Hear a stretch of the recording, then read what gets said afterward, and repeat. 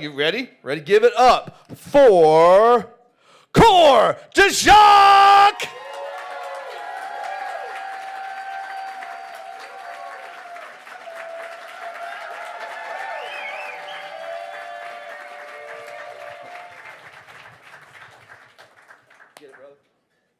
Hey, so I'm just a little bitty guy, and I'm okay with that. Actually, I kind of owe a lot to being small of size. I don't really weigh a whole lot, even soaking wet.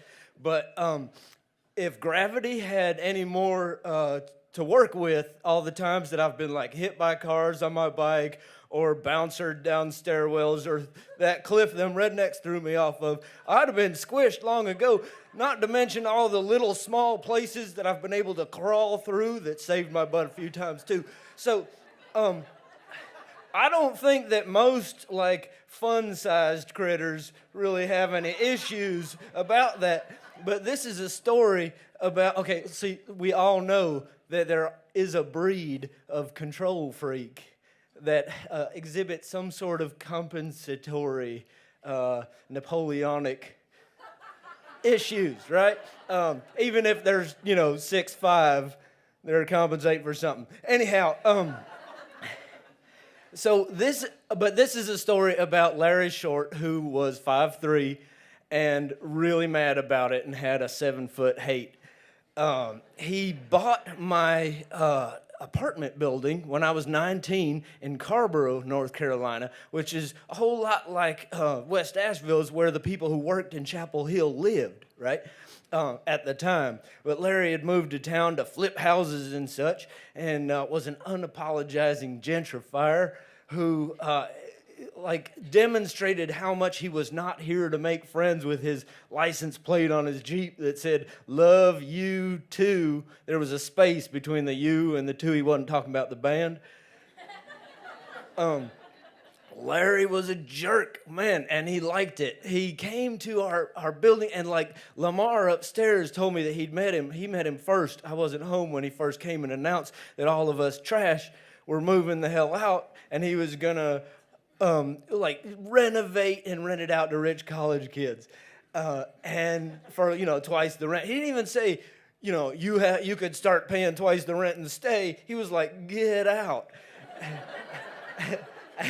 But I wasn't there when he came to say that. So, Lamar explained that we weren't trash. We were hardworking, regular broke folk. But I mean, we were paying the rent in the part of town where we could afford it at the time.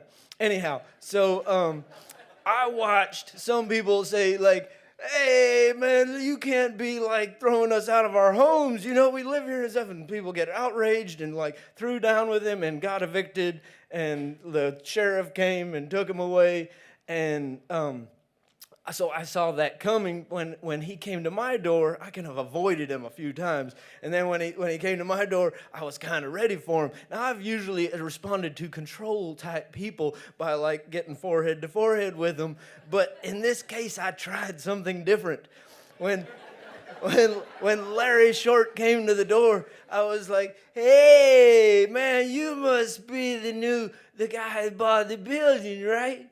Hey, man, you're a smart dude, man. This place is blowing up, right? You're going to be getting rich in this town. Man, I'm trying to get out of here before it does. Tell you what, you got good timing because we're skedaddling here in just a few anyhow. We got a great place out in the county, so we're cruising anyhow. You don't have to worry about it. I paint houses. You want me to hit the walls and stuff before I go? No problem, man. You don't have to worry about nothing. I'll be out in probably 4 weeks, well, probably 5. Give me 5 weeks, no problem, and we can clean up everything. It'd be cool. And he's just I can see the gears turn. He's like, I don't have one more eviction I don't have to do. I guess I'd have to wait an extra week and a half. Yeah, okay, be out by that date. All right, cool, no problem, man. And so a week, 5.5 weeks later, he's leaving messages on my answering machine. "This is the owner of the building. You better be out. And I would need a call from you. Are you out yet?" I call him up. He answers the phone. I'm like, "Hey, Mr. Little." And he's like, "It's Short, damn it." I'm like, "Oh, Oh, short. Right. Anyhow, hey, look, so the place didn't work out. But don't worry, it's totally cool, because there's this chick, and she's got this place that we're going to rent also out in the county. There's a pond, man. You should come out there with us, man. We're going to be swimming. She lives right next door. She's kind of old, but she's pretty hot, man. You probably dig her. Like, you know, anyway, he's like, man, you better be out of there by. I'm like, okay, I just need 2 weeks and we're out. No problem. Don't even worry about it. Well, I mean, we're going to be gone anyway. I don't really, you know. And he's like, all right, you better be out by that time. I'm going to be there with a crew to wreck the place. I'm like, okay. And so 2 weeks go by. He shows up at the door, and I'm like, hey, Mr. Small. And, oh, wait, no, that wasn't the time he was at the door. He called. That was another call. Yeah, so Mr. Small, and he's like, it's short, damn it. And I'm like, oh, it's short. It is short, isn't it? And he's like, man, you better be out there, and I'm going to have to evict your ass. And I'm like, well, you can evict me if you want. There's no need, because we're going to be gone anyway. And it's just a week and a half, man. So, I mean, like, what difference does it make to you?